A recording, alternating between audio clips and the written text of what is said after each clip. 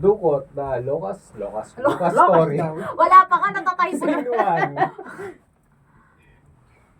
Lucas, busy ka ba? Hindi naman. Bakit? May problema ba? Ano ka ba? Maganda nga itong ibabalita ko sa'yo eh. Siguraduhin mo maganda yan ha. Marami na ako iniisip ngayon. Ay, oo naman. Mababawasan din yung mga problema natin ng dahil dito. Tungkol saan ba yan? Niyayaya tayo ni tatay na lumipat na lang dun sa paupahan niya. Ano? Oo, may isang libreng kwarto na raw dun, kaya pwede na tayo. Okay. Ganun ba? Ano ba? Ayan na lang natin yan. Oh, bakit parang ayaw mo? May naman. Nangungupahan na nga tayo dito oh. Tapos nilipat pa tayo. Sa paupahan din. Di ganun din yun. Ano ka ba? Andun naman si tatay eh. Tigil-tigilan mo nga ako.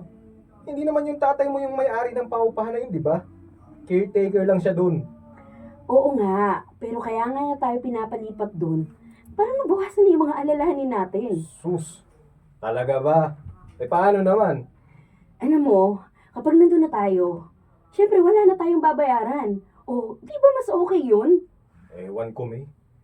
Parang di ko talaga gusto yan. Ano pa bang inaarte mo, Lucas? Tinutulungan na nga tayo ng tatay ko eh. Ewan ko ba? Sanay na ako dito eh. Marami na ako mga kakilala dito. Malapit pa rito yung school ng anak natin. Di ililipat na lang natin siya ng school. Madali lang yung solusyon dyan sa problema mo, nako. Paano naman tayo makakasiguro na hindi na tayo pagbabayarin kapag nandun na tayo, Aber? Ay nako, sinasabi ko, wag mo nang masyadong isipin yun. Si tatay na nga yung bahala doon. Kaya nga ako mas nagkaalala eh. Bakit ba? Wala ka bang tiwala sa tatay ko? Gusto mong sagutin ko talaga yung tanong mo, ha? Lucas naman, nakaraan na yan eh. Kilala mo ang tatay mo. Alam mong hindi siya nakakalimot. Baka naman okay na kayong dalawa. Oh, eto na nga oh. Nangihiyaya na nga niya tayo. Umiiwas lang ako sa gulo, ha? Ayoko mag-away pa kami ng tatay mo. Maayos din yung problema nyo. Duda ako dyan. Hindi basta-basta nawawala yung init ng dugo niya sa akin eh. Kalimutan mo na nga muna yan. Sa ngayon, binibigyan niya tayo ng solusyon para sa problema natin. Baka mamaya, wala pa yung pagkakataon na to. Kaya alam mo, ngayon pa lang, magdesisyon na tayo. Scene 2.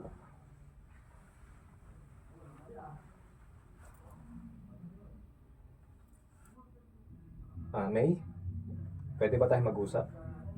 Matutulog na sana ako eh. Importante ito eh. Sige na nga. Tungkol ba saan yan? Dapat hindi na tayo lumipat dito eh. Ano? Lucas naman. Yan lang pala yung sasabihin mo sa akin? Sinasabi ko to sa'yo kasi para makapag-desisyon na tayo kaagad. Ay naku, pwede mo namang sabihin sa ibang oras yan. Hindi pwede. Iniiwasan mo na lang na pag-usapan natin to eh.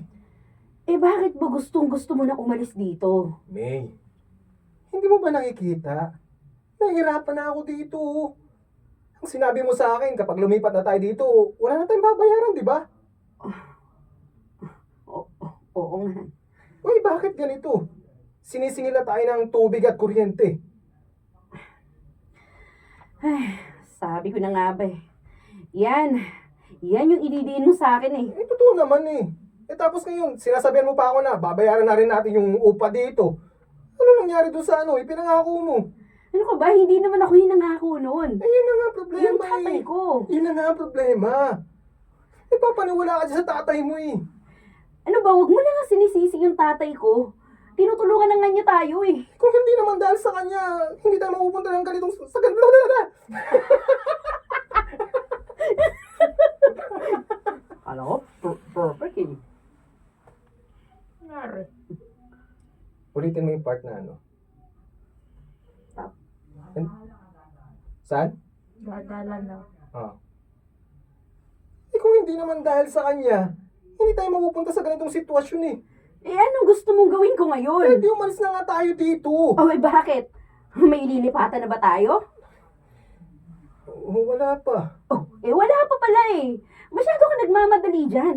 Ano mo, palibasa kasi, Ayaw mo lang talaga sa tatay ko. Nirespeto ko ang tatay mo. Pero bakit naman kasi ganito? Imbis na tulungan niya tayo, parang ipinapahamak niya pa tayo. Ay, tumigil ka nga. Huwag kang pabigla-bigla sa desisyon mo. Pag-isipin mo naman na... Pwe. Yaw, ay.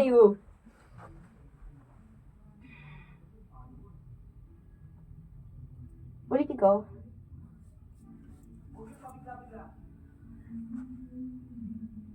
Huwag kang pabigla-bigla sa desisyon mo. Pag-isipan mo na nga muna. May, ayoko na talaga dito. Ganito, kapag nakahanap ako ng malilipatan, aalis na tayo dito. Huwag mong gagawin yan. Ngayon lang ulit kami nagkabati ng tatay ko. Magmula nung sumama ako sa'yo. Kung talaga mahal mo ako, titisin mo yung hirap na nararamdaman mo para sa akin. Tatay. Tatay! Halika dito, tatay! Nagiinuman. Tatay, halika, tagay na tayo, tatay! Specialty ko to lasing. Ilang kusina kayo? Scene number 3. 3. Sino ang tatay? Tatay. Si Koy. Si Koy. Ama! Tatay, si tatay, wala pa. Tatay! Ako na magtatatay Wala pa dito. yung kainuman ko. Tayo na mag-inuman na tayo dito, Lucas. Sorry, hindi ko marinig from inside eh. Ito ako magtatay dito eh. Ano ba gusto ninyo? Kailangan ko talagang magtatay. Scene 3. 62. Scene 3. 3. Oh, ano pang ginagawa mo dito, Lucas? Ano pong ibig niyong sabihin, tay? Bakit nandito ka pa? Umalis na yung mga bisita, oh. Bakit hindi ka pa matulog? Syempre, tay, sinasamahan ko pa kayong uminom dito. Ah, wag mo na akong samahan. Bakit naman po? Wala na tayong mga kasama dito. Nagsiuwian na, kaya ikaw, umakyat ka na rin. Pero, hindi pa po ako ina... Wala akong pakialam kung inaantok ka o hindi. Basta kapag sinabi kong umakyat ka na, sumunod ka na lang. Sige po. Gusto ko lang pong magpasalamat kasi, tinulungan niyo po kami ni May para sa birthday ni Andre. Masayang-masaya po yung bata. Ginawa ko yun para sa apo ko. Hindi ko kailangan yung pasasalamat mo. Huwag naman po kayong ganyan sa akin. Nakikisama naman po ako sa inyo. Hindi ko rin kailangan ng pakikisama mo. Ano po yung problema niyo, tay? Magmula nang dumating kami dito, ang pangit na ng paingitungo niyo sa akin, Ikaw! Pangit. Pinas siya sarili. Love that. Ulitin ko yung 75, medyo parang may something na, Para may tumuloy Ulit. ilong ko. Ulitin daw niya sa kanya. 75 ulitin ko. Hindi ako makabuel. Oo. Pwede mas pikunin mo pa. Yun nga kaya pinapaulit ko, mas Sure, ito sure. pa dapat. Pero huwag naman, galang pa rin naman. Ano ba yung problema nyo, Tay? CJ. Ano ba yung problema niyo sa akin, tay? Magmula nang dumating kami dito, ang pangit na ng paikitungo niyo sa akin. Ikaw! Ikaw ang problema ko, Lucas! Alam ko pong malaki ang naging kasalanan ko sa inyo. Pero nandiyan na po eh. Nagsasama na po kami ni May. Malaki na po yung anak namin. Ano bang gusto niyong gawin ko? Sinira mo kami ng anak ko. Maganda pa sanang naging kinabukasan ni May kung hindi dahil sa'yo hayop ka. Kaya nagtataka ako kanina kung bakit ang bait-bait niyo sa akin. Ano, pinaplastic niyo lang ba ako sa harap ng maraming tao? Ganun ba yun? Hindi yun question, i-statement mo yun. So parang, kaya nagtataka ako kanina kung bakit ang bait-bait nyo sa akin. Pinaplastic nyo lang pala ako sa harap ng maraming tao. Okay. Ganun yung Parang ano siya. thought. hindi siya- Actually, meron siya. Kaya nagtatawa kanina kung bakit ang bait-bait nyo sa akin eh. Pinaplastic nyo lang pa ako.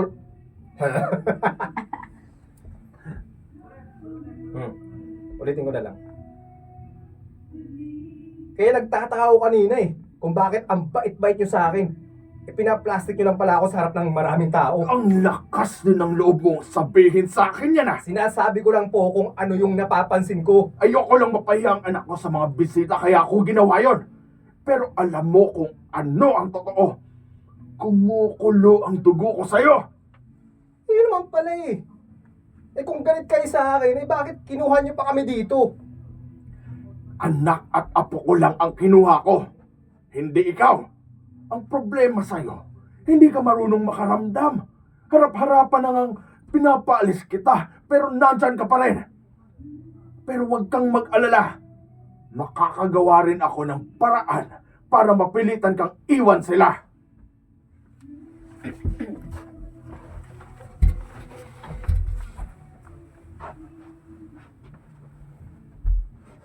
Scene 4.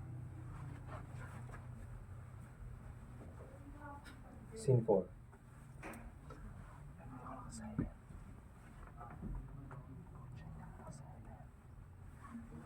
Scene 4. May naman eh. Gutom na ako sa biyahe. Tapos pagdating ko dito, hindi ka man lang nagluto. Anong magagawa ko? Nakatulog nga ako eh. Nandito ka na nga lang, natutulog ka pa. Hindi mo bantayan yung anak natin, ganon. Binabantayan ko naman yan ah. Ewan ko sa'yo, puro ka dahilan.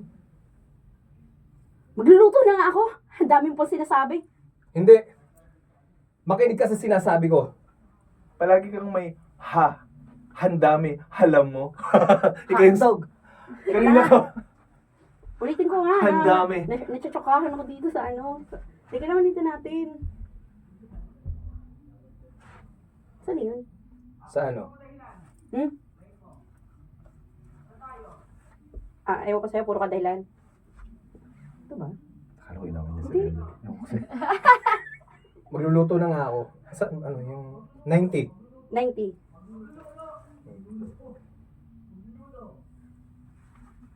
Magluluto na nga ako. Ang dami pang sinasabi. Hindi. Makinig ka sa sinasabi ko. Nagtatrabaho ko para sa pamilya na to, tapos ikaw tatamad-tamad ka lang. Anong tatamad-tamad?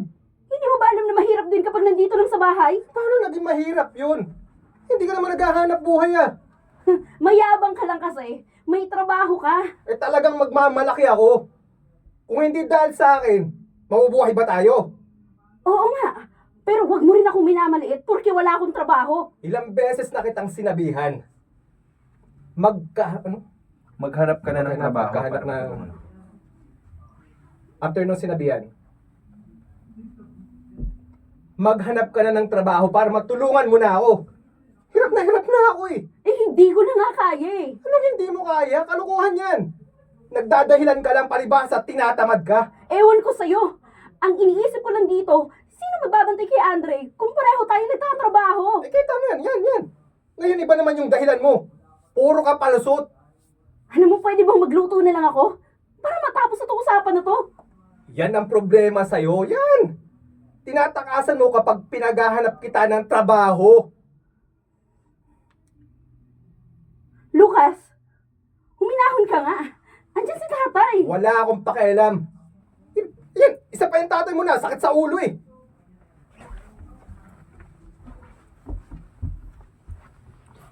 Hayop ka, Lucas! Ang lakas ng loob mong saktan ng anak ko sa mismong teritoryo ko!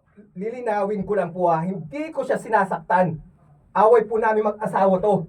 Huwag na kayo mangialam dito. Saka bakit sinasama niyo pa yung mga tano dito? Wala naman ang ginawang masama. Sinungaling! Lumulusot ka pa! Alam ko kung ano yung totoo. Narinig kong sinasaktan mo yung anak ko. Huwag ka nang maglaban kapag nagmatigas ka. Sorry, kagat yung dila ko. Takot nun. Hindi naman. Muntikan lang. Nagmatigat. Hindi ko kumain. Ay, sorry. Isa pa. Kapag nagmatagas ka, hindi mo magugustuhan kung anong pwede kong gawin sa'yo. Umalis ka na dito! Scene 5. Ha? Inaasid. Acid reflux. Oh, mayaman. Aww. Tapos siya lang sakit. Ulcer kasi sa amin yun. Uy, magkaiba yun. Shoota. Ano, gutom lang yun eh. Scene 5. Lucas, Anak, bakit mo ba ginagawa ito? Nay. Ay, sorry ka lang. Teka nga, sorry. Ama, nahihirapan kasi ako sa mic. Ah, Sorry na. Sige, ano to? Yung mic. Sorry. Yung mic kasi Yan, tatangkad nyo kasi. wait lang. Iwalay sa ano. Hirap. Ano struggles niyo sa recording yung mic po? Sige. Scene 5. Scene 5 top. Lucas, anak, bakit mo ba ginagawa to? Nay, wala na po akong oras para pag-usapan pa yan. Ihandaan nyo na yung mga gamit nyo. Ay, saan ba tayo pupunta? Ewan ko, siguro sa sa probinsya natin. Anak, nakakahiya sa mga kamag-anak natin kung doon tayo pupunta. Nay, huwag na munang isipin yung hiyan. Kailangan nating makaalis na dito sa Maynila. Delikado ako dito. Ikaw naman kasi. Ako naman eh. Wala na po akong oras para sisihan. Ha? Sorry. Sa sisihan. Para sa sisihan. Wala ka nakamulol. Wala na po akong oras para sa sisihan. Okay.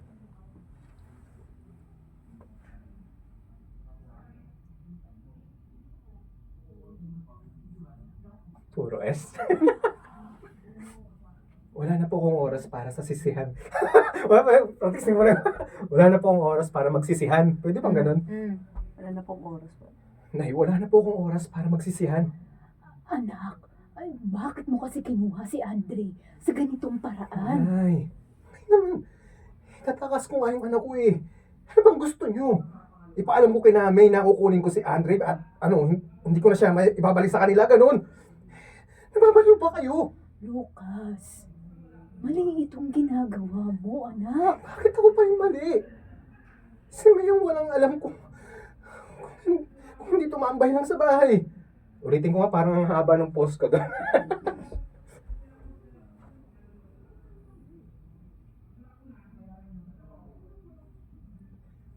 Bakit ako yung mali? Si May, walang alam yun kung hindi tumambay lang sa bahay. Spoiled masyado sa tatay niya eh. Ano lang mangyayari sa anak ko kung yung nanay niya hindi man lang magkusa maghanap ng trabaho? Ay, ayun na nga. Ikaw rin tong mawawala ng trabaho nang dahil sa ginagawa mo eh. Alam ko po yun. Pero magagawan ko yun ng paraan. Ang importante ngayon, makaalis muna tayo dito. Sabihan niyo na po si Angie para sumunod na lang siya sa atin. Sabihin niyo po. Nak, nag-aaral yung kapatid mo. Ay, huwag mo namang sirain yung kinabukasan ng kapatid mo nang dahil lang may pinagdaraanan ka. Hindi naman po hindi siya pwedeng sasama sa atin, ay. Magpapaiwan na lang kaming dalawa dito sa Maynila. Kayo na lang ni Andre ang pumunta sa probinsya. Nay, hindi po pwede yun. Baka mamaya, madamay pa kayo ng dahil lang sa akin. Bakit mo kasi dinukot yung anak mo? Hindi ko po dinukot yung anak ko. Hindi ko siya... Ha? Sorry. Kinuha ko siya, hindi ko. Natutuling na ako. Kinuha ko siya. Hindi ko po dinukot yung anak ko. Kinuha ko siya dahil karapatan ko bilang magulang niya ang magkasama siya. Makasama. Makasama. Ulitin ko yung magkasama na sabi ko. Gutom na po kami. Kinuha ko siya. Gutom na. Lunch break na po. Karapatan ko bilang magulang niya na makasama siya. Kung hindi dahil sa buwisit at tatay niya, hindi ako mapipilitang gawin to eh. Pero maling-mali ito, Lucas. Hindi mo pwedeng basta na lang kunin ang anak mo sa nanay niya. Lalo mo lang pinalala ang sitwasyon. Ano ba ang gusto mo? Ha? Maging kriminal? Eh paano na lang ang anak mo kapag nakulong ka? Anak, hindi pa huli ang lahat. Gawin mo naman kung ano yung tama.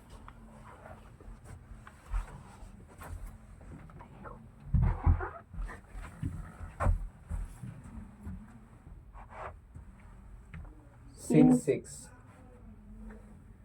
Lucas, Lucas naman, bakit mo ginawa yun? Pasensya ka na, May. Gusto ko lang namang makakasama yung anak ko eh. Bakit hindi mo na lang kami pinuntahan sa paupahan? Sa tingin mo ba, papayagan ako ng tatay mo na makalapit sa inyo? Ang hirap ang sitwasyon ko eh. Alam ko, pero hindi mo dapat ginawa to. Kung hindi lang ako nakiusap sa nanay ko, dadalhin ko na talaga si Andre sa probinsya. At kung hindi ko lang din nakiusap, Tap ulit. At kung hindi lang din ako nakiusap sa tatay ko, baka pinaghahanap ka na ng mga pulis ngayon. Kaya, maraming salamat, May. Huwag mo nang uulitin yung ginawa mo, ha? Pangako ko yan. Wala na bang pag-asa na magkabalikan pa tayo? Maraming nangyari, May. Sa sitwasyon natin ngayon, mukhang wala na. Mahal pa rin naman kita eh. Pero hindi naman ako. Pero malaki na yung naging kasalanan ko sa inyo eh. Lucas, ako rin naman. Hindi rin siguro mangyayari to kung mas naging responsable ako. Kung tinulungan kita noon para sa pamilya natin. Dahil dyan, wala namang umagawa kung talagang ayaw mo maghanap ng trabaho nun eh. Pero kailangan ko rin subukan. Bakit mo naman naisip yan? Napagtanto ko rin na hindi ko rin pwedeng iasang lahat kay tatay. Matanda na rin siya. Kailangan ko rin tumulong para sa mga gastusin namin. Ikaw ang bahala. Tutulungan mo naman ako kay Andre, di ba? Oo naman. Gagawin ko pa rin ang lahat para makapagbigay ng sustento. Sana maayos din yung problema natin. Sa totoo lang, Lucas, mahal na mahal pa rin kita eh. Hindi pa rin naman nawawala yung pagmamahal ko para sa iyo eh. Pero, kaya nga nagsimula tong gulo. Ha? Pero kaya, parang gulo. Pero kaya nga nagsimula tong gulong to. Tanggalin na lang yung pero.